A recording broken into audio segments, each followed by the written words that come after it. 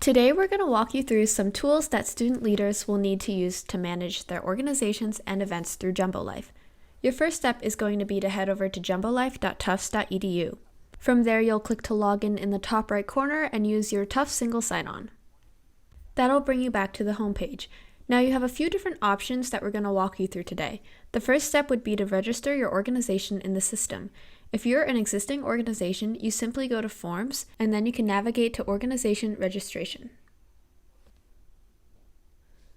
So to fill out the form to register your organization with the Office for Campus Life, this will allow you to participate in the annual Student Organization Fair, as well as gain access to Reserve Tufts to make space reservations on campus. Most importantly, this is going to get you registered within JumboLife so that you'll have a public profile and you'll be able to submit and promote your events and organization details.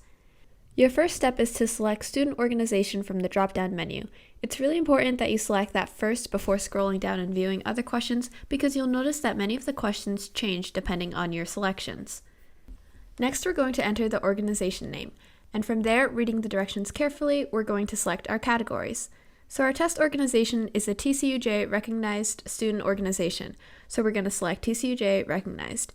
We're also TCU funded, so we're going to select TCU funded, and after those required fields are selected, we can choose from a variety of different categories based on our interests for today's test. We're going to do social and programming. You can select as many categories as you want from this option.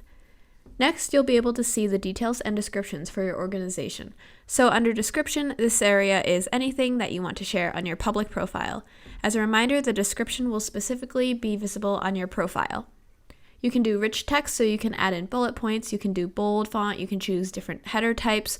The most important thing is that this is all information that you want about your organization to be public.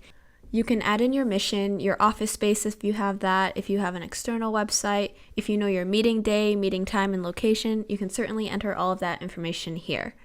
For social media, it's really important that you submit just the Twitter handle and the Facebook ID. Typically, the Facebook ID is a string of numbers or letters at the end of your URL, but there are directions here to find how you can find your Facebook ID. Next, it'll ask you to import information about how to get involved on campus, so you'll be able to see all of these different options. So for today, we're going to say open to all. There's no application or commitment. You can add in additional instructions on how to get involved. So for example, if you have auditions or other requirements for your organization, you can enter those instructions here, and that information will be visible on your public event page. You'll want to upload a cover image, and your cover image should be 960 by 375, and it cannot include your organization logo or any text. The reason for this is because when you click into your organization page, the name of your organization goes right across your cover image and would be difficult to read if there is any additional text or logos within the image. Here we have an optional text box where you can add in any additional information that you want.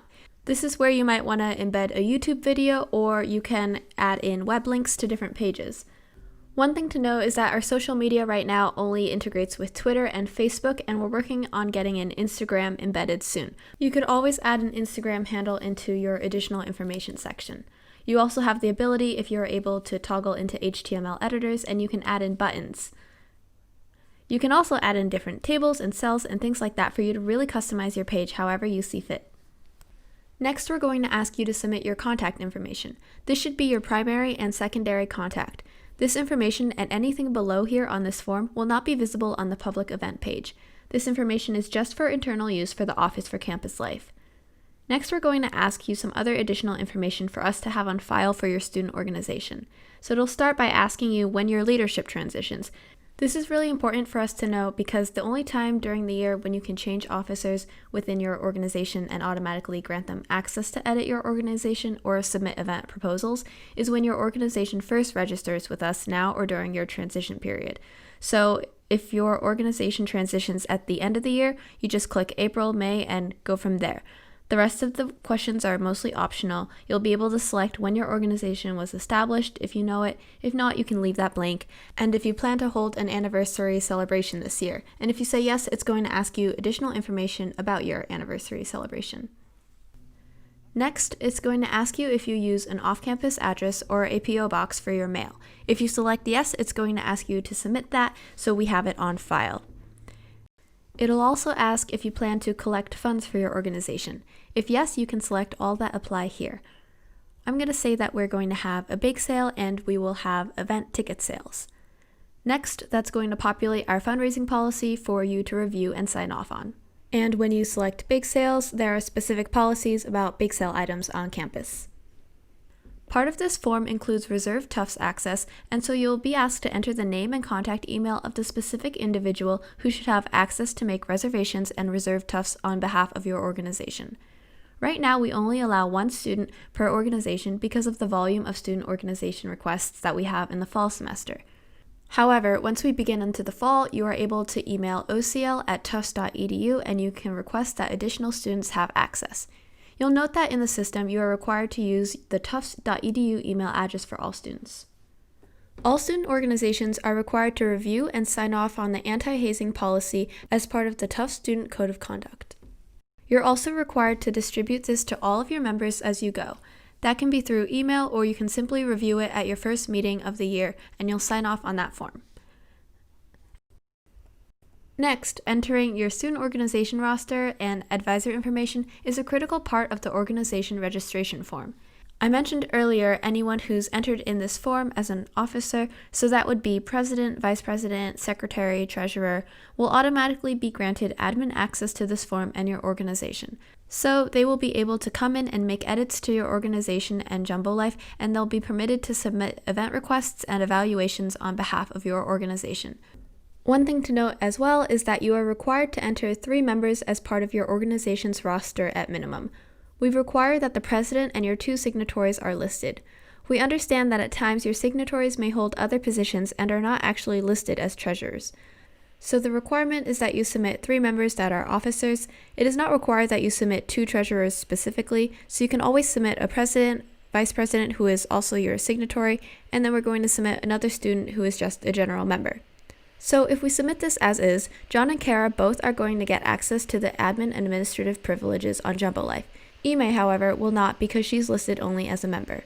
If you have a significant number of members who do not need to have administrative access, there is an easier way to bulk upload your member roster into the system, and we'll show you how to do that shortly.